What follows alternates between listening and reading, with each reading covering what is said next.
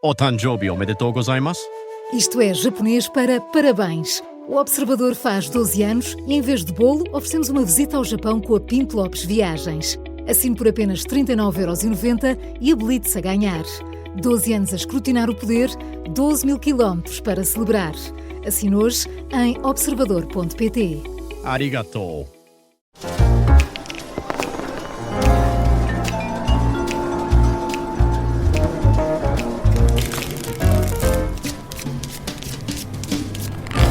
Fora do Baralho, episódio extra ao domingo, totalmente dedicado aos ouvintes e a dúvidas que os inquietam.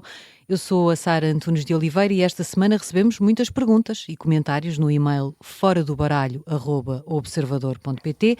Se quiser fazer o mesmo, é este o endereço que deve seguir. Nas respostas, hoje temos o Jorge Fernandes. Olá, Jorge. Olá, Sara.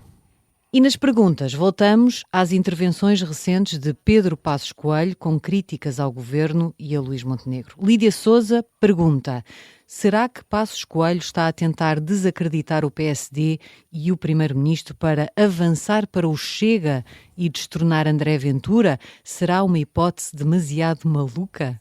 Jorge. E pois, antes de mais, agradecer à nossa ouvinte pelo interesse com que nos segue e pela pergunta.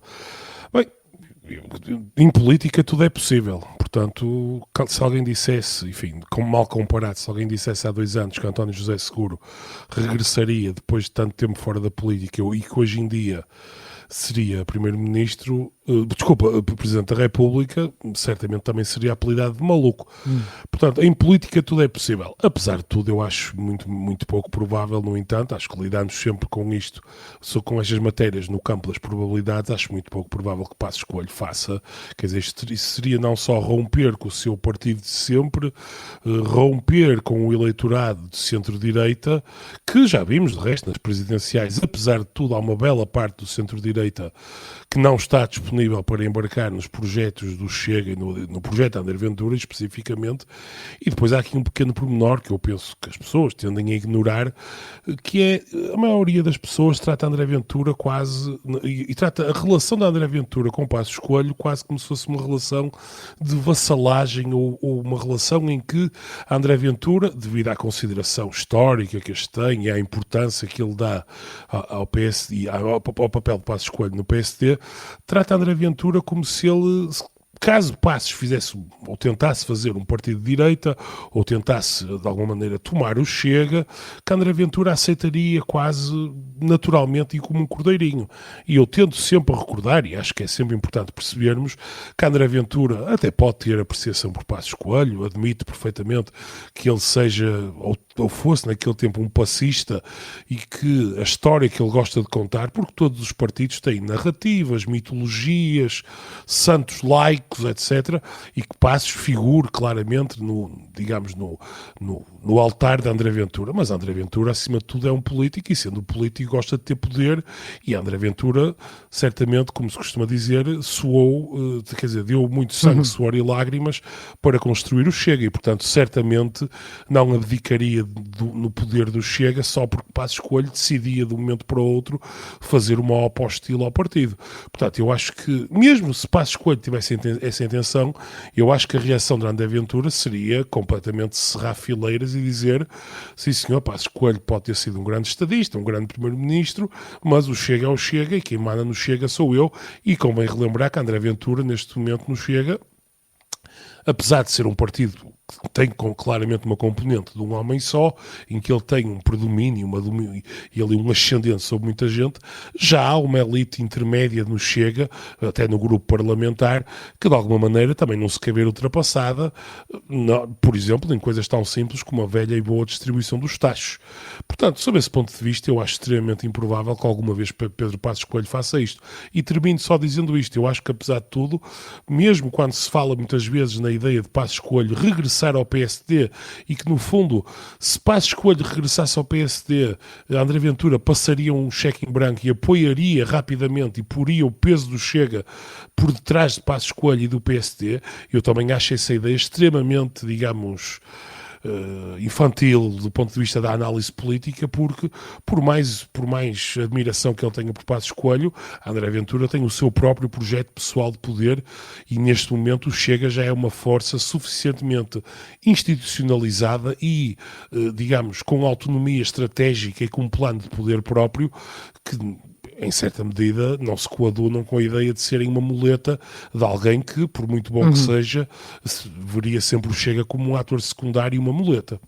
Num tema completamente diferente, Jorge, José Paulo Soares, do painel do nosso podcast Geração V, que já agora envia um abraço a todo o Fora do Baralho, quer perceber o que é que tu pensas sobre o novo RGES, o Regime Jurídico das Instituições de Ensino Superior, aprovado na Assembleia da República. Vai no bom sentido? Bem, isto realmente é um tema mesmo radicalmente diferente. Eu mando também um abraço ao Zé Paulo, que eu tenho o gosto de conhecer e que admiro também o percurso dele. Bem, eu acompanhei com alguma atenção as notícias que saíram quando foi aprovado o novo RGES, embora há alguns detalhes que eu confesso estou completamente por fora, porque já não estou no sistema científico português e, portanto, já não sigo com a atenção que deveria, talvez. Eu chamaria a atenção para duas alterações. Uma delas eu não tenho a certeza, em ambos os casos eu não tenho a certeza que são boas ou são más. Tenho algumas dúvidas. A primeira alteração é a ideia portanto, a primeira alteração tem que ver com o modo como se passarão a eleger os reitores, envolvendo não só, digamos, os professores e o corpo docente da casa, portanto, que está nas universidades, mas também ex-alunos, portanto, incluindo um conjunto de pessoas com capacidade eleitoral que vai muito para além daquilo que é a massa crítica ativa na universidade em cada momento. Eu tenho eu acho que isto pode ter, se for bem implementado e se for bem praticado, pode ter alguns benefícios, porque sabemos muito bem que existem endogamias, existem máfias internas, máfias no sentido, enfim, não no sentido italiano do termo, mas existem, se quisermos, como é que se costuma dizer? Outros critérios, de voto, não é? Organizadas. Outros critérios que não vão muito para além do mérito e da competência. Então o que é que te preocupa, eu acho que as forças externas podem contrabalançar isso. Por outro lado, eu acho que há aqui um perigo das forças externas, e isto é uma coisa que pode estar a acontecer no sistema científico nacional, que é um descentrar da universidade do seu papel, acima de tudo, de produção de conhecimento e de formação de estudantes, porque eu acho que está a haver aqui uma tentativa de desequilibrar a maneira como se pensa a ciência e o ensino superior numa lógica meramente utilitarista. Isto é, a ideia de que a ciência, a produção de conhecimento devem estar ao serviço da economia. E eu não nego que devem estar ao serviço da economia parcialmente, mas eu acho que abrir a possibilidade, digamos, da votação para reitor a todo um corpo fora que não está na universidade naquele momento, corre o risco de pôr os reitores, digamos, como estão preocupados, digamos, com aquele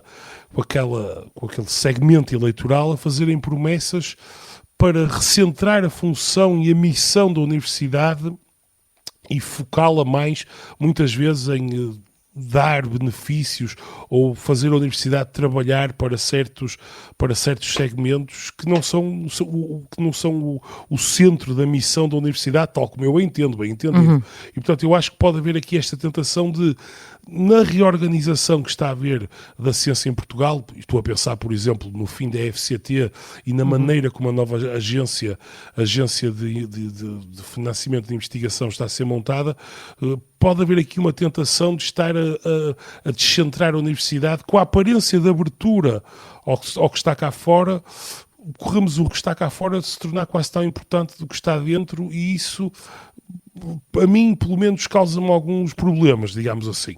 Obrigada, Jorge. Se quiser ouvir respostas para as suas perguntas nos episódios extra do Fora do Baralho, basta escrever para foradobaralho@observador.pt. Um dos ases aqui estará a cada domingo na rádio e em podcast. Bom fim de semana.